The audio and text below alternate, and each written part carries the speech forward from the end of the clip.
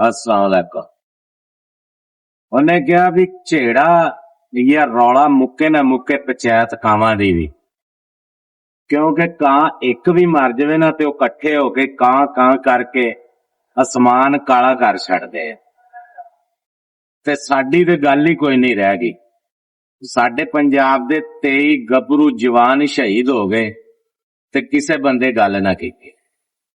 ਜਿਵੇਂ ਆ ਦੇਖ ਲਓ ਵੀ ਆ ਪਿੱਛੇ ਜੇ ਊਠ ਦੀ ਲੱਤ ਦਾ ਰੌਲਾ ਸੀ, ਬੰਦਿਆਂ ਨੇ ਵਿਊ ਲੈਣ ਵਾਸਤੇ 6 ਮਹੀਨੇ ਲੱਤ ਚੱਕੀ ਰੱਖੀ, ਲੱਤ ਚੱਕ ਕੇ ਟੁਰੇ ਫਿਰਦੇ ਰਹੇ। ਸੋਸ਼ਲ ਮੀਡੀਆ ਤੇ ਬੜੇ ਵਿਊ ਲੈਣ ਵਾਸਤੇ ਵੀਡੀਓ ਬਣੀ ਊਠ ਦੀ ਲੱਤ ਦੀ। ਤੇ ਆ ਸਾਡੇ 23 ਗੱਭਰੂ ਜਵਾਨ ਹੋ ਗਏ ਆ ਸ਼ਹੀਦ, ਲੇਕਿਨ ਕੋਈ ਸੋਸ਼ਲ ਮੀਡੀਆ ਦਾ ਸਟਾਰ ਨਹੀਂ ਬੋਲਿਆ, ਨਾ ਕਿਸੇ ਨੇ ਸਟਾਰ ਨੇ ਗੱਲ ਕੀਤੀ ਸੋਸ਼ਲ ਮੀਡੀਆ ਤੇ ਵੀ ਅਸੀਂ ਮਾੜੀ ਚੰਗੀ ਗੱਲ ਹੀ ਕਰ ਰਹੇ। ਤੇ ਗੱਲ ਕਰਨ ਦਾ ਮਕਸਦ ਇਹ ਹੈ ਕਿ ਪੰਜਾਬ ਸਾਰਿਆਂ ਤੋਂ ਵੱਡਾ ਸੂਬਾ ਪੰਜਾਬ ਹੈ ਪਾਕਿਸਤਾਨ ਦੇ ਵਿੱਚ, ਤੇ 70% ਇਹਦੀ ਆਬਾਦੀ ਹੈ।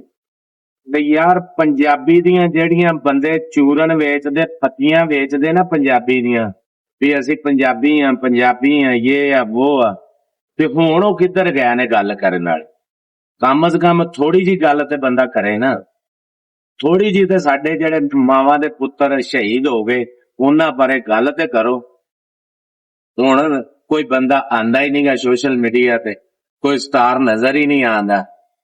ਤੇ ਮਿਹਰਬਾਨੀ ਕਰੋ ਥੋੜੀ ਜੀ ਸਾਡੇ, ਅਸੀਂ ਥੋੜਾ ਜਿਹਾ ਜ਼ਿਆਦਾ ਨਹੀਂ, ਅਸੀਂ ਘਰਾਂ ਚੋਂ ਨਹੀਂ ਨਿਕਲ ਸਕਦੇ, ਅਸੀਂ ਘਰ ਪੈ ਕੇ ਸੋਸ਼ਲ ਮੀਡੀਆ ਤੇ ਗੱਲ ਤੇ ਕਰ ਸਕਦੇ ਹਾਂ। ਉਹਨੇ ਕਿਹਾ ਵੀ ਥੋੜਾ ਜਿਹਾ ਇਹ ਦੇਖ ਲਵੋ ਵੀ ਕਾਲਿਆਂ ਦੀ, ਅਮਰੀਕਾ ਦੇ ਵਿੱਚ ਕਾਲਿਆਂ ਦੀ ਇੱਕ ਬੁੜੀ ਨੂੰ ਸੀਟ ਤੋਂ ਉਠਾਇਆ ਸੀ ਤੇ 6 ਮਹੀਨੇ ਕਾਲਿਆਂ ਨੇ ਬੱਸ ਤੇ ਸਫ਼ਰ ਨਹੀਂ ਕੀਤਾ, ਉਹਨਾਂ ਨੇ ਇਤਜਾਜ ਕੀਤਾ। ਤੇ ਉਹਨਾਂ ਨੇ ਵੇਖ ਲਓ ਵੀ ਅਮਰੀਕਾ ਰੰਗੀ ਹਕੂਮਤ ਦੇ ਗੋਡਣੀਆਂ ਲਵਾ ਛੱਡੀਆਂ, ਤੇ ਅੱਜ ਉੱਥੇ ਕਾਲਿਆਂ ਨੂੰ ਹਕੂਕ ਬਰਾਬਰ ਦੇ ਦਿੱਤੇ ਜਾਂਦੇ ਆ। ਤੇ ਥੋੜਾ ਜਿਹਾ ਬੋਲੋ ਯਾਰ, ਜਿਹੜਾ ਨਾ ਕਿ ਥੋੜਾ ਜਿਹਾ ਹੱਕ ਤੇ ਬੋਲੋ ਆਪਣੇ। ਹੁਣ ਵਿਊ ਨਾ ਲਵੋ, ਹੁਣ ਗੱਲ ਹੱਕ ਦੀ ਆ ਤੇ ਪੰਜਾਬੀ ਦੀ ਹੈ। ਹੱਸਦੇ ਰਹੋ ਤੇ ਵਸਦੇ ਰਹੋ।